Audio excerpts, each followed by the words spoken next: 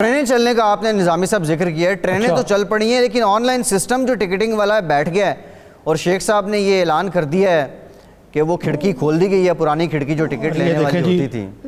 ایک طرف تو کہا جا رہا ہے کہ ہم خود احتسابی کے قائل ہیں، دوسری طرف مجھے بتائیں شیخ رشید صاحب کا کون سا سسٹم جو ہے ٹھیک ہے؟ وہ انہوں نے آج کہا کہ ریلوے پہ لاسز تو ہوتے ہی ہیں تو پبلک سروس ہے، پی آئی اے بھی ٹھیک ہے، پھر اسٹیل مل بھی ٹھیک ہے۔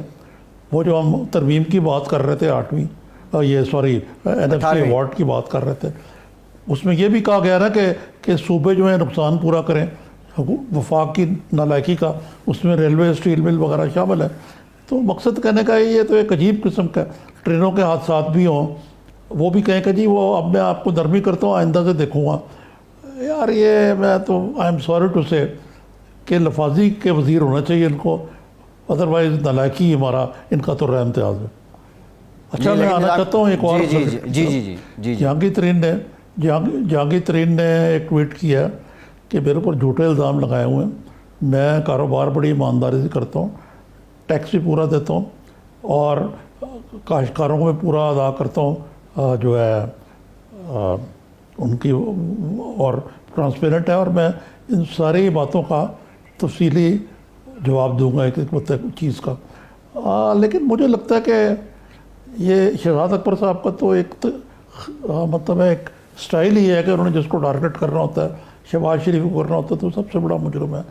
آج کی رپورٹ ایسے لگ رہا تھا کہ وہ شوگر کے خلاف نہیں ہے بلکہ وہ جہانگیر ترین اسپیسیفک ہے، اس کے خلاف ہے، یعنی کہ یہ بھی ایک حقیقت ہے کہ ان کا مارکیٹ شیئر جو ہے وہ 20% ہے، اس حوالے سے ہی از اے بگ اسٹیک ہولڈر۔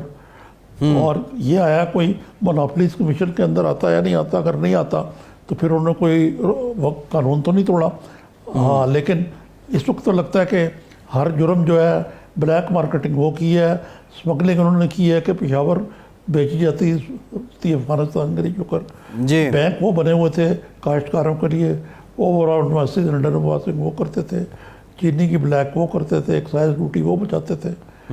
تو یہ تو اگر یہ ایسے ہوا تو اس کی، اور پھر ایک طرف تو یہ ہے، دوسری طرف یہ ایک اور جو بہت بڑے میجر پروڈیوسر ہیں شوگر کے، ان کے بعد وہ ان کے بارے میں کہہ دیا کہ ان کو تو مالک ہی نہیں ہے شوگر مل کے بھائی، جی وہ تو وزارت نظامی صاحب ایگریکلچر کے جو فوڈ سیکورٹی تھی اب وہ محکمہ بدل دیا اس کا۔ جی نظامی صاحب، اچھا میں آپ سے یہ جاننا چاہ رہا ہوں، یہ ذرا سیاسی حوالے سے جہانگیر ترین وزیر اعظم عمران خان کے سب کچھ تھے، پی ٹی آئی کے سیکنڈ پرسن تھے عمران خان صاحب کے بعد، تو اب کیا جہانگیر ترین کا پی ٹی آئی کے ساتھ پھر کوئی پیچ اپ کوئی سلسلہ ہو سکتا ہے؟ اور کیا یہاں بھی وہی سلسلہ ہوگا، جہانگیر ترین نہیں، ہم نہ ہوں گے تو کوئی حمزہ ہوگا، تو جہانگیر ترین کی جگہ کوئی اور لے چکا ہوگا اور اسی طرح وہ بھی وزیر اعظم کے ساتھ کنٹریبیوٹ بھی کر رہا ہوگا اور پارٹیسپیٹ؟ جی دیکھیں، یہ آپ نے اچھا سوال کیا۔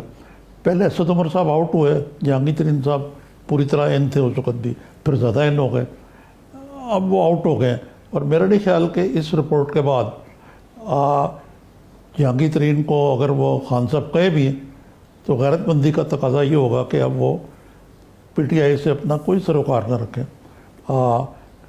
یعنی انہوں نے یہ کہا کہ مجھے الزام جو لگائے ہوئے بڑا جھٹکا لگا ہے اس سے، جی تو یہ ایک معاملہ۔ اچھا دوسرا ایک اور معاملہ ہے کہ جہانگیر ترین صاحب تو ایک رہے کہ وہ کہتے ہیں صاف شفاف کریں گے، سوچنے کی بات یہ ہے کہ ان کے کون سے ایسی غلطی ہوئی جس کی وجہ سے خان صاحب ان سے اتنے متنفر ہو گئے؟ یہ بھی ایک ایسا مہمہ جس کا میں آپ سے سوال کر دیتا ہوں ناظرین سے بھی کہ اس کا وجہ کیا ہے، یہ بھی جاننے کی ضرورت ہے، ریسرچ کرنے کی ضرورت ہے۔ لیکن میں نے ویسے رپورٹ ٹیلی ویژن پہ دیکھی، ابھی دیکھیں کہ تفصیلی اس بات کا بھی کوئی جواب نہیں دیا گیا کہ چلے جہانگیر ترین صاحب تو ولن آف دا پیس ہوئے، باقی لوگ بھی ہوئے جو اس وقت، یعنی اس میں اگر دیکھا جائے تو شوگر کی جو مارکیٹ ہے وہ زیادہ تر پی ٹی آئی کے لوگوں کے پاس ہے جو اس وقت وزیر ہیں یا کسی اہم عہدے پہ فائز ہیں۔ میرا سوال یہ ہے کہ یہ تو سارا ہوگی بات، لیکن اس میں جو ہم نے جو بات سنی تھی پہلے کہ وزیر اعلیٰ پنجاب نے کیوں سبسڈی دے دی، جی اسی طرح نظامی صاحب نظامی صاحب یہ جو آپ کنفلکٹ آف انٹرسٹ کی بات کر رہے ہیں، یہ جو آپ کنفلکٹ آف نہیں، میں اور انٹرسٹ، بات کر رہا ہوں جی اسد عمر صاحب کی بات کر رہا ہوں کہ ای سی سی کی میٹنگ میں انہوں نے شوگر کی ایکسپورٹ کی اجازت دے دی، لیکن آج نکو بنایا گیا سندھ حکومت کو، اس بارے میں کوئی جواب نہیں مجھے نظر آیا. تو یہ بھی بتائیں نا کہ یہ سبسڈی جو دی گئی یہ کس نے دی تھی؟ شہزاد اکبر صاحب جو ہیں ان کی میرے خیال سے بہت موٹی اینک لگاتے ہیں وہ، ذرا وہ جی اگر اس میں موجود ہے تو میں معذرت خواہ ان سے، لیکن مجھے نظر نہیں آیا کم از کم. نظامی صاحب شارٹلی میں اس پہ کمنٹ کر دوں. شہزاد اکبر صاحب نے جو کہا ہے، انہوں نے کہا کہ اسد عمر صاحب نے ای سی سی کے ذریعے اس کا اپروول دیا چینی ایکسپورٹ کرنے کا، سبسڈی وزیر اعلیٰ پنجاب عثمان بزدار نے دی، اور عثمان بزدار نے سبسڈی اس لیے دی کہ کسانوں کو بروقت ادائیگی ہو جائے گی. یہ بنیادی طور پہ شہزاد اکبر صاحب نے آج یہ کہا ہے. خیر ایک اور معاملہ نظامی صاحب، آپ کنفلکٹ آف انٹرسٹ کی بات کر رہے تھے. نہیں اس پہ بات میں اس کا جواب دے دوں ذرا. جی اس کو ایک اردو میں محاورہ ہوتا ہے، میٹھا میٹھا ہاپ کڑوا کڑوا تھو. جی بس ٹھیک ہے. اچھا کنفلکٹ آف انٹرسٹ نظامی صاحب، نور الحق قادری صاحب پہ بھی اب یہی الزام لگ رہا ہے کہ ان کے کوئی شراکت دار ہیں کاروباری، اور وہ جو سرکاری وہاں پہ پریمیسز ہیں ان کو وہ استعمال کرنے کی اجازت دی. نور الحق قادری صاحب نے، اب نیب اس سے ریلیٹڈ تحقیقات کر رہا ہے. سرور خان صاحب بھی اب اسی طرح نیب کے شکنجے میں ہیں. وہ جو بلا تفریق احتساب کی کا نعرہ تھا، کیا اس کو جلا مل رہی ہے؟ کیونکہ جب علیم خان گرفتار ہوئے تھے تو تب بھی یہ تاثر آیا تھا، لیکن اس کے بعد ہم نے دیکھا کہ ایک ٹھنڈ ہو گئی تھی حکومت کو لے کے. تو اب کیا یہ بلا تفریق شروع ہو رہا ہے مشن؟ آپ یہ کہیں کہ نیب کے فوکس میں ہے، شکنجے میں نہیں ہے. شکنجے میں امیر شکیل الرحمان، شکنجے میں ہے شہباز شریف، شکنجے میں اور اپوزیشن کے لوگ. یہ شکنجے میں نہیں ہے، یہ تو ایسی ایک قسم کی ابھی یہ تو صرف یعنی یہ تحقیقاتی سٹیج تک ہے. یہ وہ لوگ نہیں ہیں جب وہ نیب کے دفتر جائیں کو سوال نامہ ان کے حوالے کیا جائے اور ساتھ ہی ان کو اندر کر دیا جائے. اچھا ایک اور بڑی دلچسپ خبر ہے جی، یہ بڑی ہی مجھے ہنسی آئی کہ نیب بڑے ہی اچھے موڈ میں لگتے ہیں اور بڑے رحم دلان موڈ میں لگتے ہیں کہ عید پہ کے موقع پہ وہ جو قیدی ہیں ان کو مٹھائی بھی دیں گے اور کوئی ہار بھی پہنائیں گے کہ آپ کو ہم نے اندر رکھا ہوا مہمان اپنا. اچھا نظامی صاحب ایک اور بڑی انٹرسٹنگ خبر ہے. دنیا چاند پہ پہنچنے کو لے کے لڑ رہی ہے، ہم چاند دیکھنے کو لے کے کنفیوز ہیں. بظاہر یہ لگ رہا ہے کہ فواد چودھری صاحب نے وہ جو اٹینشن عید یا رمضان کے موقع پہ مولانا مفتی پوپلزئی صاحب کو ملا کرتی تھی، اب وہ فواد چودھری صاحب کو مل رہی ہے. فواد چودھری بنام مفتی منیب الرحمان یہ سلسلہ شروع ہو گیا ہے. فواد چودھری صاحب کہہ رہے ہیں جی قمری کیلنڈر کے مطابق 29 روزے ہوں گے اور 24 مئی کو عید ہے، جبکہ ابھی رویت ہلال کمیٹی نے فیصلہ کرنا ہے. دیکھیں اب یہ پھر سے ایک ٹھن گئی ہے نظامی صاحب.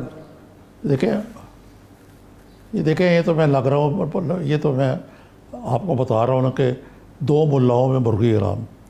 شہزاد چودھری صاحب سائنس اور قانون کے مطابق بالکل درست بات کر رہے ہیں. آپ اگر دیکھیں 100 سال کا کیلنڈر موجود ہے اور اسلامی دنیا فالو کرتی ہے اس کو. یعنی آپ بتائیے سعودی عرب میں کبھی جھگڑا ہوا ہے اس بات میں؟ شام میں جھگڑا ہوا ہے، کبھی لبنان میں جھگڑا ہوا ہے، یو اے ای میں جھگڑا ہوا ہے اس معاملے میں. جی جی ٹھیک. ابھی صاحب جو اکاؤنٹیبلٹی ہے وہ لہر ایک مرتبہ پھر سے تازہ دم ہو کے اٹھی ہے.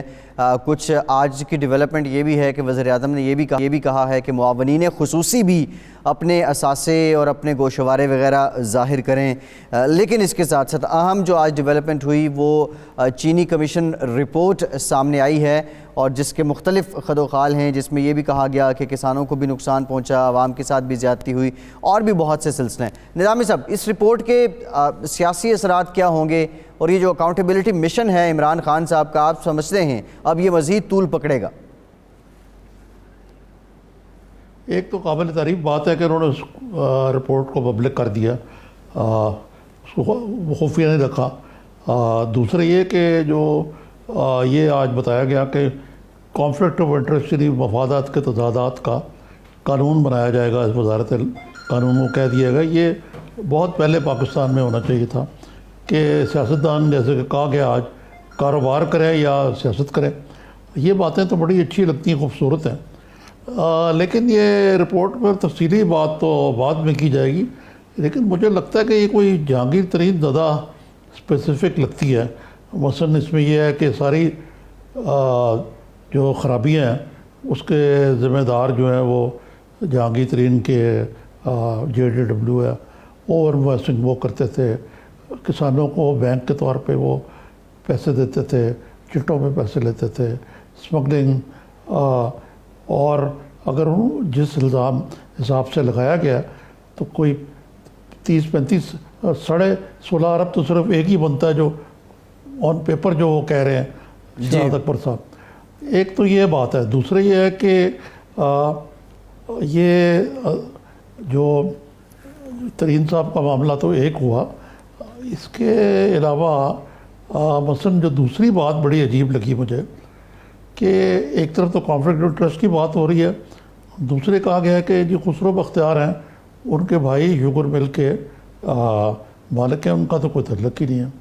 اور وہی ٹیکنیکلی شاید بات ٹھیک ہو کہ چلاو ہو رہے ہیں، لیکن کیا یہ دیکھنے کی ضرورت ہے کہ کیا خسرو بختیار صاحب اس شوگر مل کے اگر مدار المعام نہیں تو اس کے محرک تو وہی ہیں، چودھری منیر سے مل کے جو یہ لگائی گئی ہیں اس کے پیچھے بھی وہی ہیں۔ پھر تیسرے یہ کہ آیا وہ جو انکم ہوتی ہے وہاں سے اس کے بینیفیشری وہ ہیں یا نہیں ہیں۔ تو ایک تیسری بات یہ ہے کہ جو سیاسی طور پہ دیکھا جائے تو اس میں زیادہ تر تو دیکھیں نا PTI کے ارکان آ جاتے ہیں، مثلاً تاندلیہ والا شوگر مل جو ہے وہ ہمایوں اختر صاحب کی جو ان کے خصوصی معاون ہے، اسپوکس پرسن ہے۔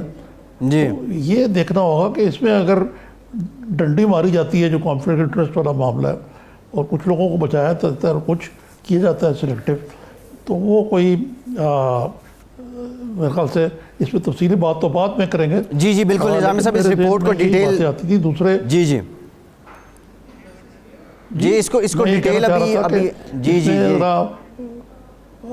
نہیں، اس میں علاوہ جو دوسرے سٹیک ہولڈر ہیں، شوگر مل ایسوسی ایشن وغیرہ، ان کا بھی کوئی پوائنٹ آف ویو سامنے آنا چاہیے۔